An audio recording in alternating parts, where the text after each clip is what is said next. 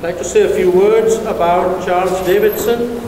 Charles is a graduate of the School of Chemical Engineering in 1972. In fact, he followed his mother's footsteps, who was not a chemical engineer, but Hazel Terrell graduated from the university in 1925. So she was certainly one of the earlier women graduates of the university. After graduation, Charles joined ARCO Oil and Gas Company and was with them from 72 till 1988.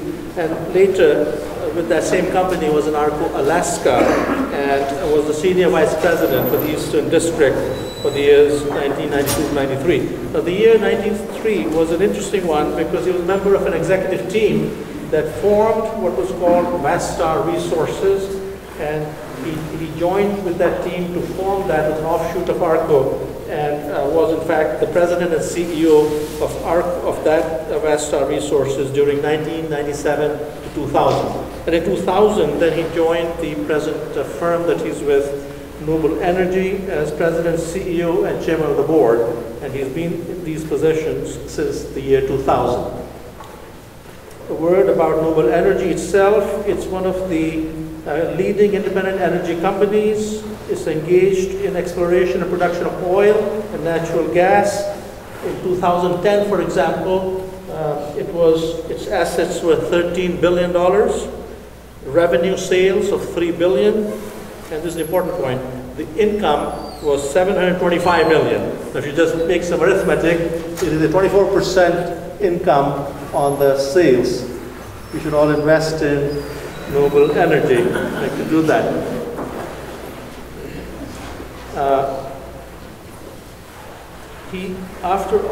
Subsequently, during the course of his working with ARCO, he received a master's degree in management from the University of Texas in Dallas in 1981, and where he also met his wife Nancy, and they're celebrating the 30th year this year, and both have received that school's Distinguished Alumnus Award, as Chuck has received from Purdue also the Outstanding Chemical Engineer and the Distinguished College of Engineering Alumnus Award in the year 2000. He is also involved in various professional and community organizations. I'll say just a few. He's, for example, has been the chair of the Independent Petroleum Association of America's Offshore Committee, and also the former chair of the so-called Domestic Petroleum Council, which is the independent producers of oil and gas in the country. He is also engaged in the community affairs. I'm saying a few things to give you a picture of Chuck and his involvements. He's, for example, the past chair of the Society of Performing Arts for the city of Houston. So you can see his wide range interests, not only just professional, but also community-wide. And also the chair of the Sam Houston Council for that area, Council of Boy Scouts of America. So very engaged in the profession, in the community, leading a major corporation with extremely good income. He has also been and these are the final words I would like to add, a major donor for the Chemical Engineering Capital Campaign, and particularly for the renovation part of the older building. And in fact, in honor of Chuck and Nancy Davidson, we have the conference room, which is 3059 in the older building, the Charles and Nancy Davidson conference room. And just a few weeks ago, we have named the administrative offices for the School of Chemical Engineering also in their honor. So they are now called the Charles and Nancy Davidson Chemical Engineering Administrative Offices. So we certainly want to thank Charles and Nancy for their generosity, and really looking forward now to his Centennial seminar on the topic mentioned. Charles, please come. Thank you very much. Well, it's great to be here, and thank you for that kind introduction. I will tell you that it doesn't seem that long ago that I was in your spot, but not in such a nice facility, but here, and I never would have dreamed that I would be back to talk to students, graduate students, undergraduates, and faculty of the School of Chemical Engineering. So I think it, just as a reminder, as all of you, some of the students that are here, as you think about your future, anything is possible, even coming back to Purdue to present in such a wonderful occasion as we're all celebrating the 100th year anniversary of the School of Chemical Engineering. So again, Dr. Varma, thank you so much for inviting me to be here and to talk on my favorite topic, which is energy. And so I will launch in. Now, I've warned a few, I certainly warned some of the faculty, you are not going to see any calculations, formula, equations. There's no quiz, no test, but we will have time for Q&A afterwards. So why don't I just launch in. We saw a little bit at the beginning about Noble Energy and who we are, so I won't go into a lot on that. It is an old company. It's just a few years ago celebrated its 75th anniversary. It was formed back in Oklahoma as a private company and went public in the early 70s. I'm really proud to be a part of this company today as it's continued to grow from just being a domestic company today. It's a company that's pretty much balanced with about half of our production being in the United States and half of it being in international. We're traded on the New York Stock Exchange. No, I am not here to sell stock. That way I don't have to put up this big, long legal disclaimer at the end, but we are on the New York Stock Exchange, and at last look, our market capitalization is about $17 billion. We have just under 1,800 employees worldwide. A lot of engineers and a lot of geoscientists, as you would imagine, in an exploration and production company. Our major core areas are shown on this slide. The 4 red areas are what we call our primary focus areas. They're in the U.S. onshore, in the U.S. deepwater Gulf of Mexico, in West Africa, where we operate in Equatorial Guinea and Cameroon, and of all places in Israel, which I'll touch on a little bit at the end, but where Noble has been privileged to basically be the only company to discover hydrocarbons offshore Israel, and is in the process, really, that discovery of changing that country and creating a possibility of energy independence for it that's never existed before, but a little bit more on that later. We are an upstream company, which in our world means that we look for it. Our job is to find it. And it's getting hard to find, so it really takes a lot of technology to find it. But we look for it, we find it, we develop it and produce it. That's about where it ends. We get the natural gas and oil ready for market, sell it to market. We don't do refining, we don't do marketing. You won't see any filling stations with Noble Energy on it. We are primarily an exploration company that once we find it, we'll develop it and produce it and then hand it off to others. So let me talk a little bit about the energy environment, and then I want to then move in and talk about what I think are some of the important technologies that's changing the upstream energy business, both here in the United States as well as internationally. The top of the list, for those of you who do watch energy in the U.S., the whole name of the game is natural gas and how it's changed. And so today, we are seeing new resources being developed in the U.S. as a result of shales, which here before just a few years ago were viewed as really non-productive, non-commercial sources of natural gas, that today shales are changing the landscape in the United States. And as a result, we're now finding that in terms of natural gas, the United States has moved from a country that at one time expected to be importing a lot of natural gas to meet its needs to, as I'll show in a moment, a country now that potentially could export, but at a minimum has probably 100 years of supply, all based on technology. We're moving to oil because oil has value, and as a result, there's a lot of work that's being done in oil projects, both in the United States and international. Over half the wells now that are drilled in the United States are drilled horizontally. The traditional thinking about drilling is you drill this vertical well, and you finally, if you're lucky enough and you find a hydrocarbon reservoir, you produce it out of this vertical well. Well, that is in the past in terms of work that's done in the United States. Through technology of horizontal drilling and completions, we now drill over half the wells in the United States horizontally, which means that there are a lot of reservoirs, including these shale reservoirs, that are productive where in the past they weren't. Also, I'll talk a little bit about deep water. It's an important part of the industry, certainly had a major impact. We're now just literally on the the anniversary of the terrible incident in the Deepwater Gulf, the BP Horizon Macondo incident, and the industry is just now getting back to work. I know that for Noble Energy, we're very proud to be the first company that was given a permit to resume drilling, ahead of a long list of majors, but we worked very hard with the government, and I'll show one of the systems that we helped develop that allowed us to get the first permit to return to work. And then finally, just to keep in mind that energy is a global business. It's not just what's happening here in the United States. And so today, we're seeing that things that are happening in the Middle East and even things that are happening in Japan are having a significant impact on global energy markets. In the Middle East, it's caused oil prices to move up sharply with a concern of restricted supplies from countries such as Libya. And in Japan, because of what's happened with their nuclear industry, they're having to supplement with other energy supplies, primarily liquefied natural gas and some other fuels, and that also is putting pressure on the market. So it's clearly a global market.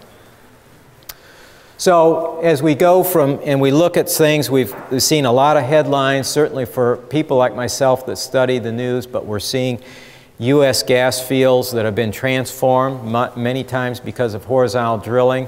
We're even seeing now new oil fields onshore U.S., again because of some horizontal drilling. This example being the Bakken, of all places in North Dakota, which may turn out to be one of the largest U.S.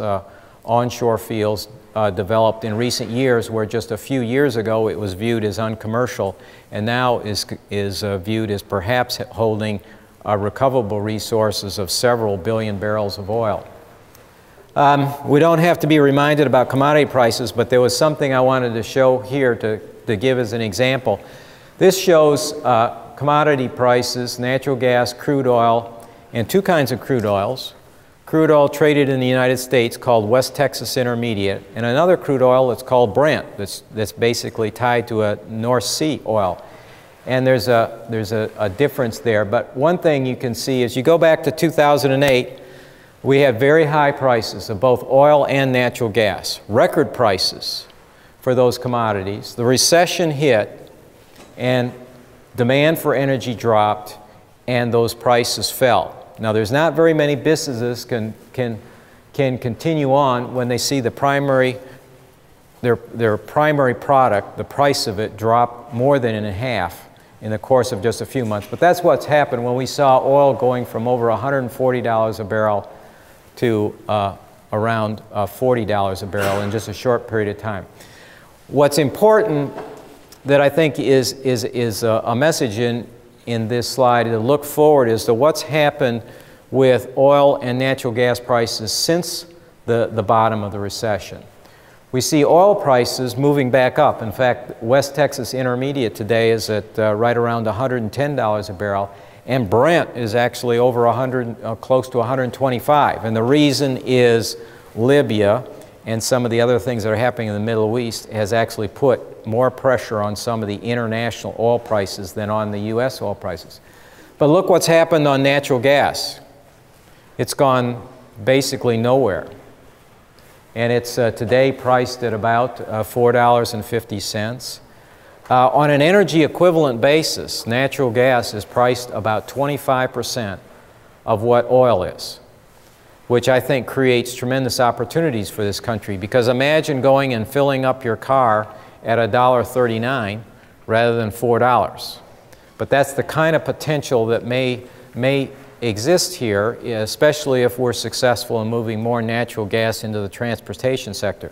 The reason the price is low is we have a huge abundance of natural gas in the United States because of our ability and the new technologies that have unlocked all of this gas from the shales. So what do I, when I talk about energy just a little bit, I have to be careful because I've been living and breathing this for a number of years, so I get caught up in lingo. I'm always reminded of that, and they say, what in the world are you talking about? Even my wife reminds me, what did you just say? So in the Q&A, if I said something, if I used too much lingo, just make sure and ask me to explain something. But just a little bit on conventional versus unconventional, because it's important in our business. Conventional oil are those sources that we've thought about for many years. They come from places like onshore oil fields, even deep water, frontier exploration, but it's conventional being that they're produced, they're drilled in conventional means. Unconventional, which is, I think, a great opportunity, gets into some of the things such as heavy oils.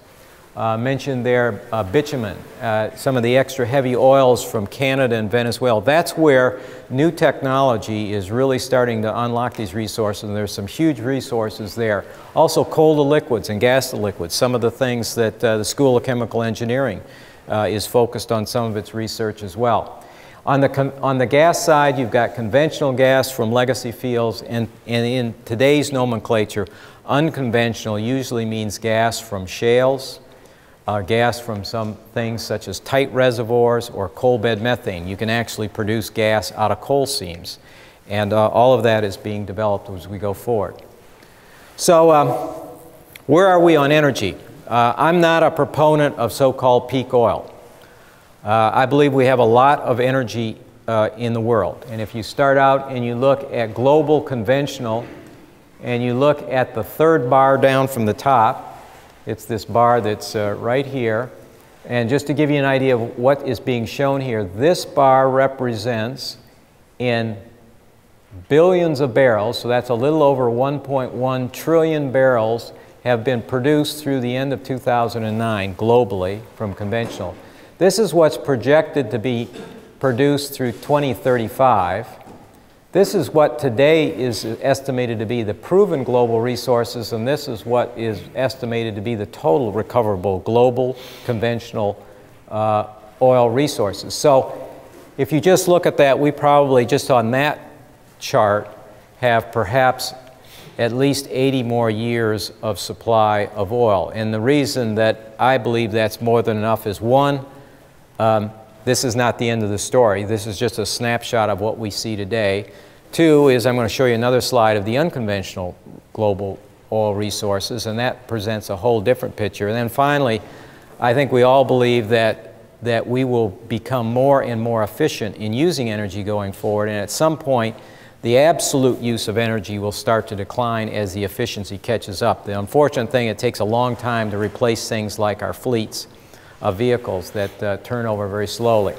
The other thing probably to point out here is we're more challenged in North America, where you can see here's what we have produced, here's what's proven, this is what we need through 2035. So on this chart, you would say we need to either become more efficient or we're really destined to continue to import oil, at least at the rates we're talking today, unless we can do things like switch to natural gas that would help relieve the pressure on imported oil. But let's look at unconventional. And that's a different picture. If you see there what is in oil in place, perhaps some 8 trillion barrels, 8,000 billion barrels, 8 trillion barrels, technically recoverable, who knows? It's all technology. Today you look at it, the estimate is maybe there's 2,000, 2,500 billion barrels that are technically recoverable. It still takes a lot of work to get it out. But what that does mean is that even if we do that, we've perhaps got another 100 years of supply. So I'm not a believer that we've got peak oil at all. I think all we've got is we've got technology limits and that we need to open the doors. So let's talk a little bit about where we go. And I want to first touch on gas and then talk about some of the technologies. But when you look at natural gas, you get a different picture. First of all, it's probably 150 years of supply globally. Natural gas has a lot of advantages. If you look at it in terms of generating electricity versus coal, it has half the carbon emissions when it's generating electricity versus coal. It's obviously, on a carbon count, one of the best fossil fuels to use. And it is plentiful. You look at the world, again, probably 150 years of supply. North America, I would say that this is a world energy outlook. There are some that believe that it's probably getting closer to 100 years of supply just in the United States and North America on gas. And so as a result, We've got abundant resources, and it looks like we can be self-sufficient for natural gas for some time. Shales. Shales are the reason for that, and actually the shales are becoming a reason for on the oil side as well. This just shows some of the shale deposits that have been identified and are now being developed throughout the United States as well as Canada. Some of the big ones, the Marcellus, which is a gas shale in the east. The one that really started it off was the Barnett here near Dallas-Fort Worth, and the Haynesville, the Fayetteville. My company is involved in the Niobrara up in Colorado, which is both oil and gas. So a number of shales. We've actually drilled some wells in southwestern Indiana in the New Albany Shale. A lot of new resources which 5 years ago no one really considered as productive. The EIA several years ago had an outlook for natural gas in the United States, and it was not very encouraging. It showed that conventional gas would continue to be with us, and we'd have this amount of unconventional, which at that time was basically coal seam gas and tight gas, and then we would have to supplement that with imports. And so the outlook back in 2005 was that over the course of the next 10 or 15 years, a quarter of the natural gas needed in the United States would be imported. And as a result, companies started building LNG regasification plants. A number of them were built along the Gulf Coast, and they are there today, and they are not being used.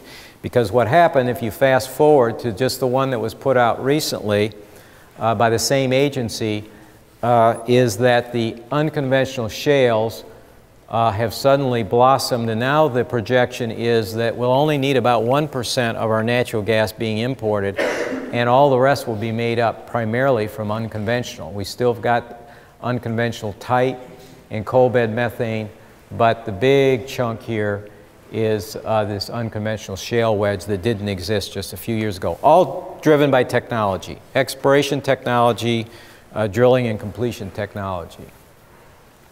So what I'm going to touch on in the next few minutes is what I think are 5 important technologies that are helping drive energy, global energy, here in the United States and throughout the world. Enhanced recovery, which is all that's about is getting more out of existing reservoirs. The best place to find oil and gas is in an existing reservoir. The exploration risk is gone. It's then to an engineering challenge to get more out of it. Drilling, where there's clearly been some huge advances in how we drill as well as how we complete wells. Deep water, an area that was not really 15 years ago that accessible to us, and now we can go into deeper waters where there are hydrocarbons, but we didn't have the technology to drill or produce them in the past, as well as exploration technology. So let me quickly move through these to give you a bit of a flavor of what I think are some of the leveraging technologies in our industry. And first, enhanced recovery, and this is one that, again, I think is one that sometimes we miss, and that's just getting more out of an existing field. This is a field that Noble Energy operates, and it goes back into the early 70s, and I could assure you, I wasn't there at the time, but I can assure you that people were thinking as they were developing this field that that's probably all that was going to be there, is what they had started developing. But then they went back in and they redeveloped some current zones. These are the names of different formations that were in the field. And then they kept adding things on. So as a result, rather than a field that started out and then started declining, because subsequent technologies and redevelopments, you've actually been able to greatly improve the field. And I think now the story is just starting over again, because this is a field where now we've started to drill horizontally in it, and it's going through another whole life cycle. So enhancing recoveries of fields are very important. So is heavy oil, and I mentioned that as part of an unconventional oil source. This is something that my company is not involved in, but clearly an important area is in Canada, and you can see that if you just look at their conventional sources, it's pretty limited as you look out in the years, but by adding the unconventional, the heavy oils, either through mining or through in situ recovery processes, they've got a tremendous ability to improve recovery. Again, it takes a lot of technology. This is certainly more energy intensive than conventional means, but it can add a lot to oil supplies into the future. So if you look at just where Canada is today, you can see that in terms of total oil resources, conventional and unconventional, they would estimate they would be around 175 billion barrels, of which most of it is unconventional, but that would put them up with Venezuela and Saudi Arabia in terms of a comparison against those countries' oil resources. So important, but a lot of work that needs to be done. Unconventional takes, again, as I mentioned, a lot of energy, and it takes evolving technology, and clearly the commercial threshold is higher than for conventional oil. So one of the things that's happened as we've seen higher oil prices is it's allowed the industry to develop some of these unconventional sources that in the past they would have passed by. This just shows a picture of some of the operations that are being used to develop these, both in situ as well as mining. On the drilling side, no, we're not using these anymore. That goes back to the beginning of our industry, and that was in the 1900s, spindle top, close to Beaumont, Texas, where you just lined up the rigs next to each other, and the way to maximize recovery was just put more holes in the ground. Well, fortunately, we don't need to do that anymore, and today's rig looks a lot different. These are 5 rigs that are under contract to Noble Energy today. These are what would be 5th and 6th generation deep water rigs, generally construction costs of $500 to $600 million, capable of drilling. One of these rigs is capable of drilling in up to 8,000 feet of water. So it's a different world, but it's opened up the deep water environment, and it's opened up a lot of opportunities for us throughout the world. We've got 2 of these operating in West Africa, 2 in Israel, and then 1 of them is operating in the deep water Gulf of Mexico on that permit that we just received. Not only do we move in deeper water, but we're drilling to greater depths. And so you can see here, for deep water drilling, typically when deep water drilling started in the mid to late 70s, 15,000 feet was a deep well. Now it's not unusual to be drilling 30 to 35,000 feet in terms of total depth that you've drilled on a well. And that may be in many times in water depths of 5,000 to 7,000 feet. So the technology has allowed us to access reservoirs that are a few years ago were far below the drill bit. The other thing which I mentioned is horizontal drilling. And so today we can drill down several thousand feet, turn a corner, and then go out thousands of feet horizontally, which gives us more flow area in a reservoir, which allows us to change formations that at one time were not commercial, and suddenly today are commercial because we can have a long extended wellbore in the reservoir. In the Bakken up in North Dakota, there are instances where they've gone as far as 8,000 feet in length after they've drilled down several thousand feet to get to the reservoir. So as I mentioned before, horizontal drilling has really caught on. This just shows the percentage of horizontal drilling, and today it's approaching 60% in the United States. The other thing just to note here, this is the total drilling in the United States, total rig count. Of course, this was a peak we saw in 2008. It fell with recession, but now it's climbing back to where it was. So we have a very active program in the United States today. But it's a very different program, driven by horizontal drilling and the development of unconventional resources. You look at well completions, again it goes back to horizontal, and this is an example of one of those horizontal wells, and now we're able to not only drill these horizontally, but we've actually able to stimulate by pumping in water and sand through the whole reservoir interval. And so not only do we get this long well bore of flow surface area, but by being able to stimulate with water and sand, we can open up more area in the reservoir and greatly improve the productivity. So in the case of For instance, in the Niobrara in Colorado that Noble Energy is developing, a horizontal, it's not uncommon that a horizontal well bore will ultimately recover 10 times what a vertical well would have recovered. And this is just another example of how we've taken these things, and again, being able to stimulate and complete along the entire distance of the wellbore. A big transformation from just a few years ago where we could drill the horizontal wells, but we couldn't complete them. All we could do is just open them up to the reservoir and produce whatever they could, but we couldn't stimulate them.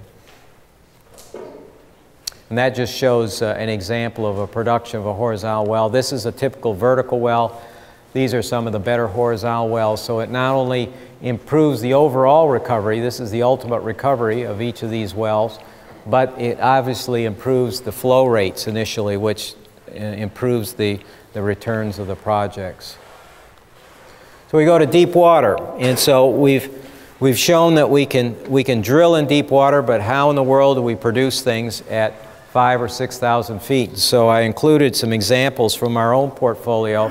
Now the real technology is putting production operations on the sea floor. And so this is a subsea operation where the wells, the producing wells, are located in 6,000 plus feet of water on the sea floor, and then they flow back to a central processing facility. Maybe several fields might flow back to the same one. So again, you've got the synergy of a single production facility, perhaps in shallower water, but able to locate all your production systems on the ocean floor, not having to put a lot of surface systems and having to put a lot of connections between the sea floor and the surface, which actually has got some safety advantages as well. So this is an example that we're developing in the deep water Gulf of Mexico.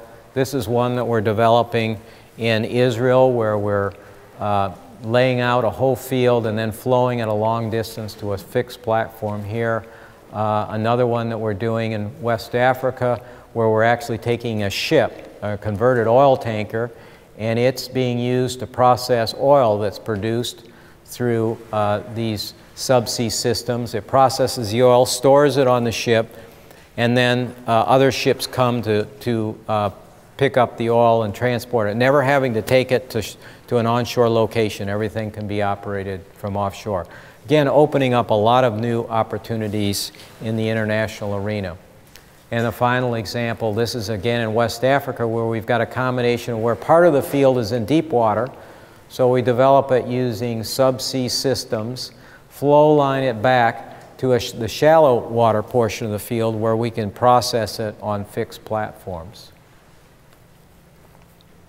This is, if you've ever seen a picture, and people talk about Christmas trees, that's the tree that you have on the surface with a series of valves that you produce oil and gas from the well. This is today's modern version of a Christmas tree. This is one that will actually be headed towards about, it will be in Israel in 5,000 feet of water. Very sophisticated systems. Actually the oil and it's gas in this instance. The gas will be produced out of this and controlled by the system there. But again, all sitting on the ocean floor. So a lot of changes. I mentioned earlier that Noble Energy was the first company to receive a permit to go back to work in the deep water, and you know, I have a lot of admiration for our technical teams that work very hard. We had two choices. One was we could bury our head in the sand and deny that it would ever happen to us. Or two is we could go and we could work with the other industry and the government and develop systems such that we could not only reassure the government but the public that if such an incident did happen, that we could respond to it.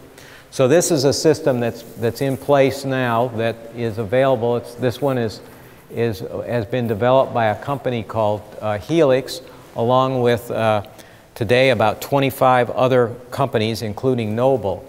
And so what it allows us to do is, if heaven forbid another incident like what happened with BP were to happen, rather than to sit and try to figure out over the course of 2 or 3 months what to do, we first of all designed the well that we're drilling such that this system can be put on it. There was, without getting into a lot of technical details, there was some real problems with the BP well. You couldn't just go ahead and cap it off. You might have other subsurface problems.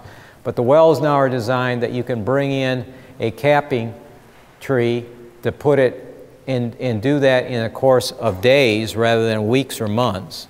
And if that isn't adequate, we also have now built and contracted systems such that you can put this tree in. If you don't feel secure in shutting it in, you can flow it and produce everything to the ship so that it doesn't flow into the water.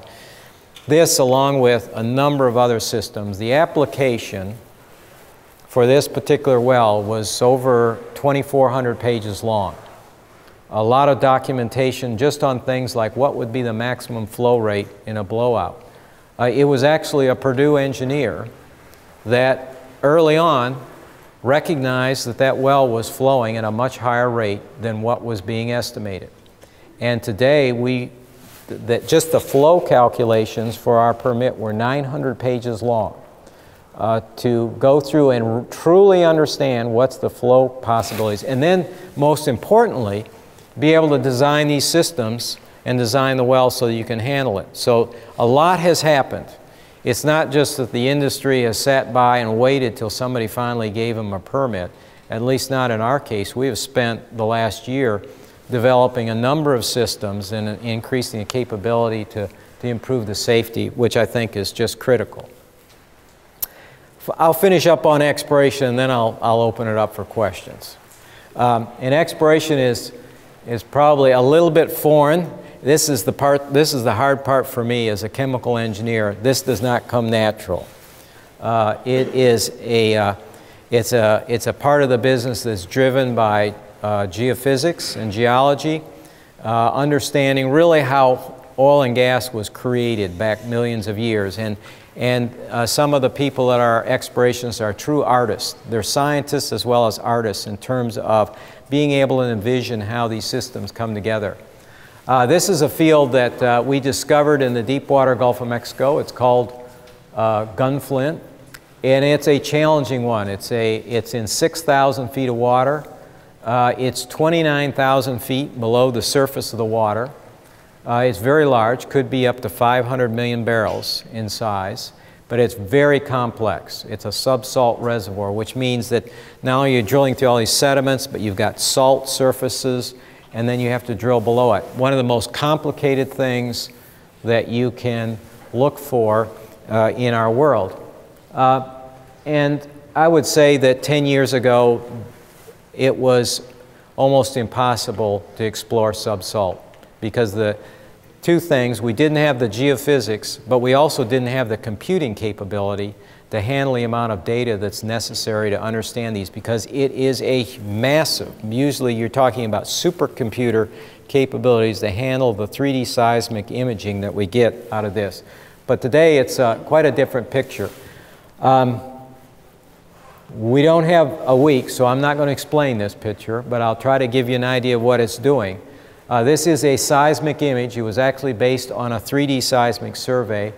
And it's the section, this is the area that we're looking for, and what these are these are amplitude maps of as we've propagated sound waves down into the earth, and based on how they reflect, it gives you an idea of structure, whether you're seeing some structures. It can actually sometimes give you an indication of hydrocarbons. What's made this so complex is you've got all these salt features here.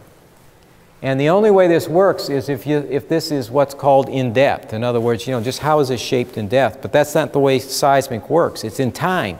It took so many seconds or microseconds to go from here to here. And guess what? The velocity through salt is different than the velocity in these sediments. And so getting these shapes exactly right will change this whole picture. So being able to transform something from time to depth is an incredible complex challenge, but it's one that's, I think, really opened up some of the subsalt reservoirs throughout the world. We have now, our discoveries both in Israel and the deepwater Gulf of Mexico are both subsalt reservoirs driven by new exploration technology. This was an image of Gunflint back in 2006 using the best technology we had then. And I was foolish enough to buy the lease off that data, and we did. We were the successful bidder. We had about 7 other companies that were bidding for it. At the time, I thought we spent far too much for it, and we couldn't see anything except that they just said, looks like there's something in there. And you saw the prior image as to what it looked like. Things have changed a lot. That's what's called a narrow azimuth 3D. I won't bother to explain that. It has a lot to do. But today, when you look at the new wide azimuth with new processing, some of it proprietary, we can actually start to see, this is all blown up, we can actually see the individual formations. In fact, this is now tied to the discovery well, where we can actually tie these reflectors into the individual zones that we found in the well. An amazing difference, I think, attributed to not only the seismic industry, but also the computing industry in being able to do this. So it's, we do other things. We take seismic and we process it. We can actually calculate the thickness of reservoirs using some inversion techniques. This is an amplitude map. The hot areas represent the thicker parts of the reservoir. So guess what? We put our wells in the thicker parts and we avoid the thin parts. It makes more efficient development there. This is in Israel. This is a tricky word for just salt. This is where the sea evaporated many years ago, created a salt layer. We went down below it and found a reservoir and natural gas, very large deposits. In fact, the 2 largest deep water gas wells found in the world in the last 10 years have been found in Israel by Noble at this prospect. And at the time I showed this map, we hadn't drilled that, but guess what? That was a discovery as well. So I'm waiting to get over to that one. That one is a Cyprus prospect. So I think it's, just in wrap up, it's, the technology is just continuing to evolve. Don't forget natural gas. Don't forget natural gas here in the United States. Don't forget it globally. It could be a really important bridge as we move from oil to alternatives. And there's no doubt in my mind we will move to alternatives, but it is abundant, it's globally available, and it is something that's very important. It's important not only for generating power, but it's important in our petrochemical industries to both use oil, use natural gas, or use it as a feedstock for other things. And the fact that its cost has come down and its abundance has gone up is rapidly changing the U.S. chemical industry as well. We've got to be very focused on regulation and access. I touched on what we've done to respond to the Gulf of Mexico incident. And then finally, just a final note is this is an industry that has not done a great job of planning for its workforce. We went through a period where it was booming in the early 80s, then the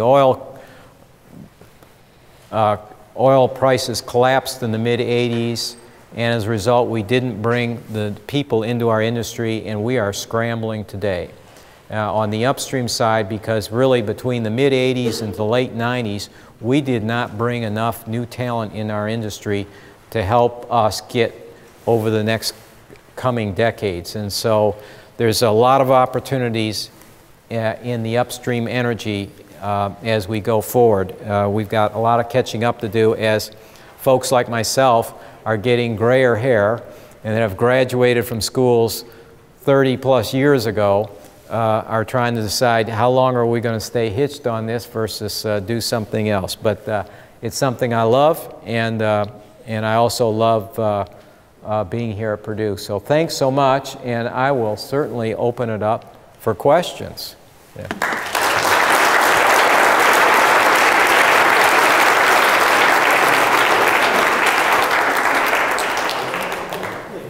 Open for questions, and we ask the students first.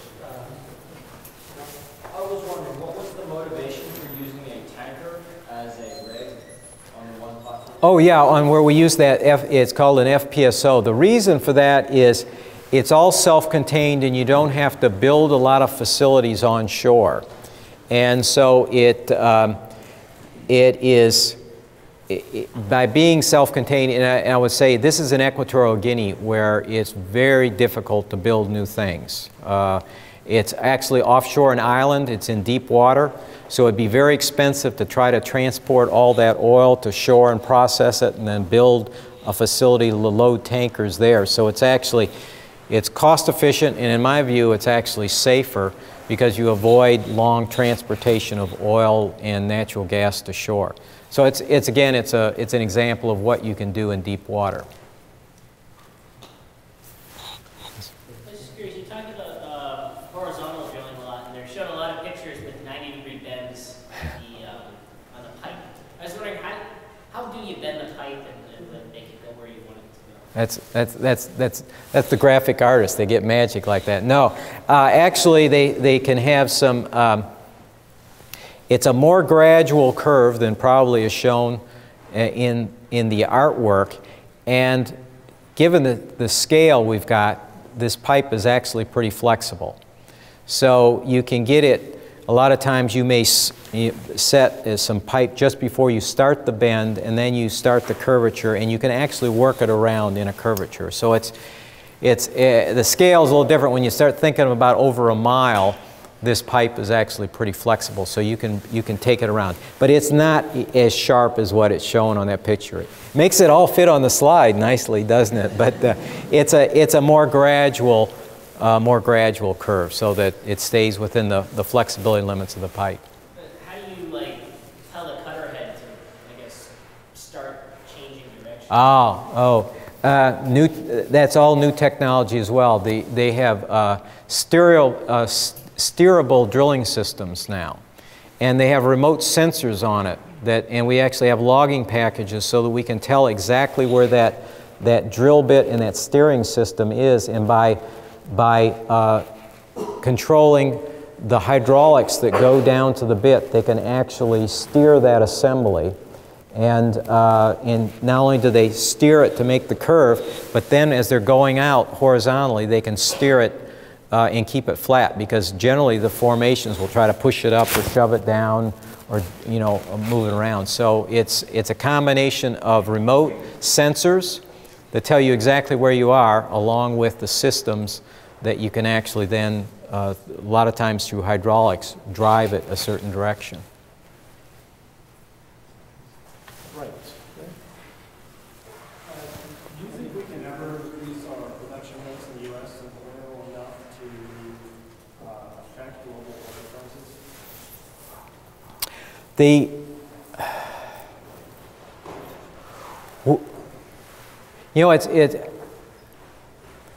My first reaction would be say no, but then I'm thinking about it right now, and we've already done it.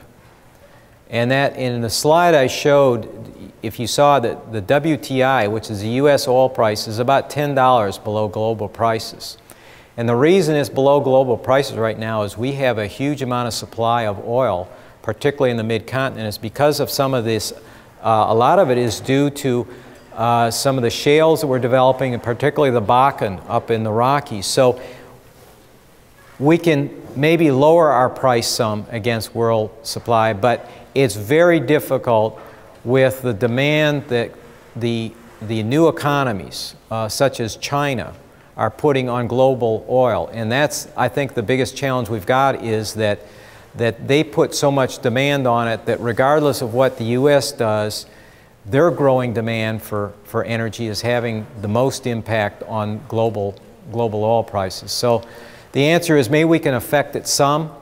The perfect example is natural gas, where we have totally disconnected from the global market. It doesn't matter to us today what global natural gas prices are. In Asia, natural gas is probably going into that part of the world at $10 or $12 per million BTU, and it's $4.50 here in the U.S. because we found enough gas that we've detached. Right now, I just don't see the U.S. as being completely able to detach from the global market on oil unless we can substitute our use of oil for something else, such as get more natural gas into the transportation system or something like that. It's going to take something other than just finding more. You talked a lot about the role of technology in alleviating some of the safety concerns, as well as alleviating some of the supply concerns as far as exploiting oil and natural gas. With your permission, I'd like to ask you for your opinion on a more controversial topic. What do you think the environmental impact would be in exploiting or harnessing these resources? For example, do you think technology will be able to alleviate some of the environmental concerns with regards to harnessing oil and natural gas resources? Good question. I think clearly technology helps in one way on the environmental concerns, and that is in improving the safety of the operations themselves, because one of the concerns is the safety of operations. I talk about horizontal drilling, and today in this country there's concerns about the use of hydraulic fracturing, and clearly technology, to me, the leveraging area for technology there is in water reuse. I think that the industry has to move to where it 100% recycles the water it uses in completing wells, and that's one of the big concerns from the environmental community, and one that all of us are working to answer, and it's one that there's a technical solution there. It's already starting to happen where we're recycling water, but we need to do 100% recycling. And so that's the case there. Also, in just production of oil and gas, it's important in things such as fugitive emissions to be able to get to where you've got zero emissions. In our operations in Colorado, we've invested a lot in a special system such that we can eliminate fugitive emissions, because in many instances it's the methane escaping that can impact. So all of those are important, as well as moving to cleaner fuels. Moving from coal to natural gas has a huge positive impact on the environment. Nothing is perfect. That's why I talk about, at some point you've got transition fuels that help move you to alternatives as well. But I would say we're using technology not only to find, but also to reduce the impact and to improve the safety as well. And it's a very appropriate question. So basing off of that question and your answer, so in the frac case, there is some leak of natural gas. Can you just comment on if that becomes larger scale and more dominant technology, what the impact methane might have on the atmosphere would be? Well, I mean, the impact on methane in the atmosphere, the key is if you've got it being emitted as methane, and the point there is to reduce down the so-called fugitive emissions. Basically, you produce it and you put it into a pipeline, and then the impact that you've got of methane is just like any other fossil fuel. It's combusted. It has the advantage that not only does it have lower carbon emissions per unit of energy, but also a lot of the other things that come with heavier fuels aren't associated with methane. So it's actually, of the fossil fuels, the cleanest to use. I think in terms of hydraulic fracturing, the real issue that has to be addressed is the water usage and the water disposal coming out. So I had a question about this. We have a lot of natural gas now. Historically, over the last 100 years, whenever we found a lot of a resource, it's led to people trying to capitalize on that as soon as possible, and that inevitably leads to a lot of waste of resources. How do we keep people from recklessly using the natural gas and keeping this efficient rather than just selling as much as possible to make as much money in a short period of time?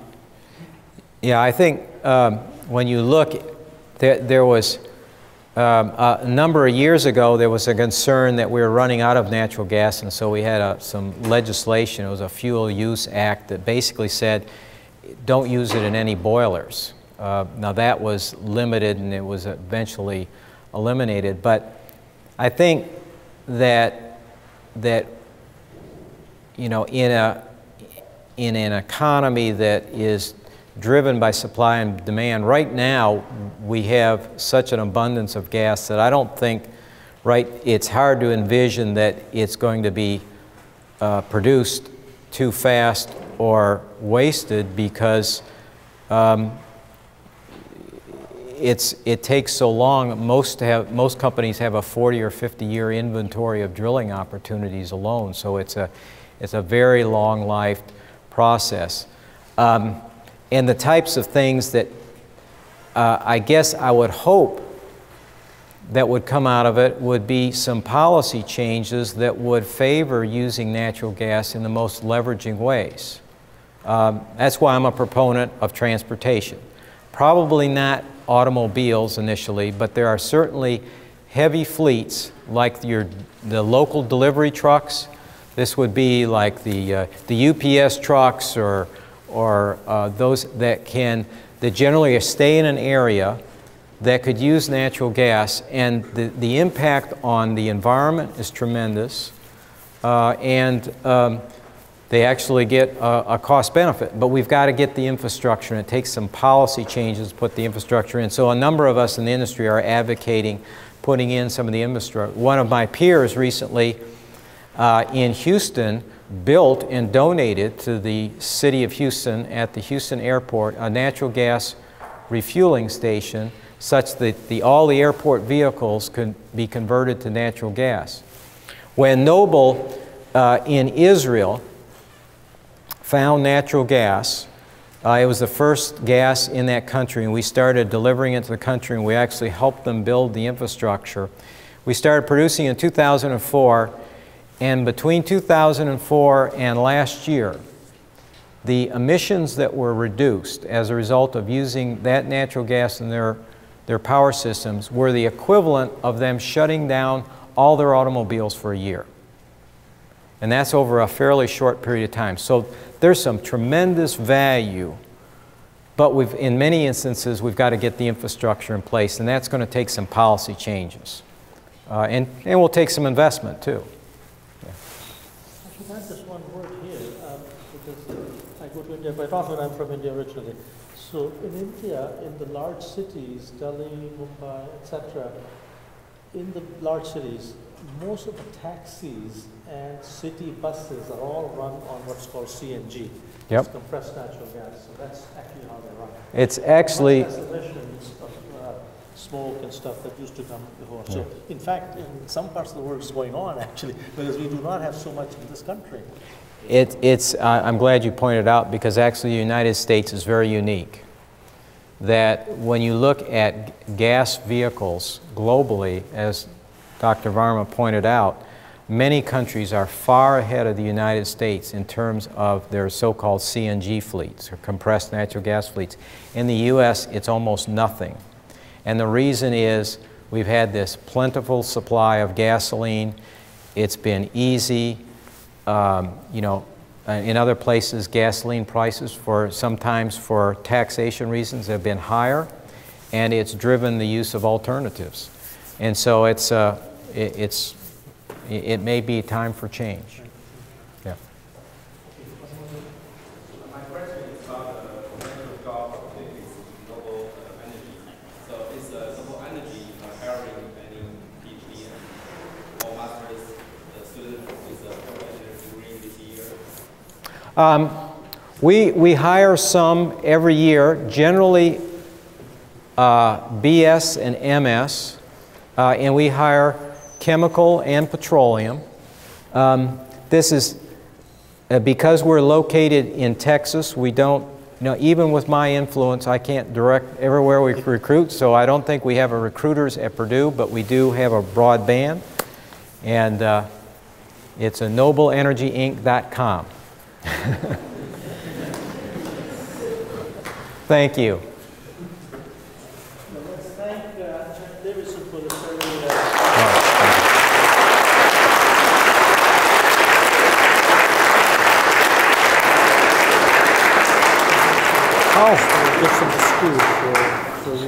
Oh, well, thank you, everyone. Thank you.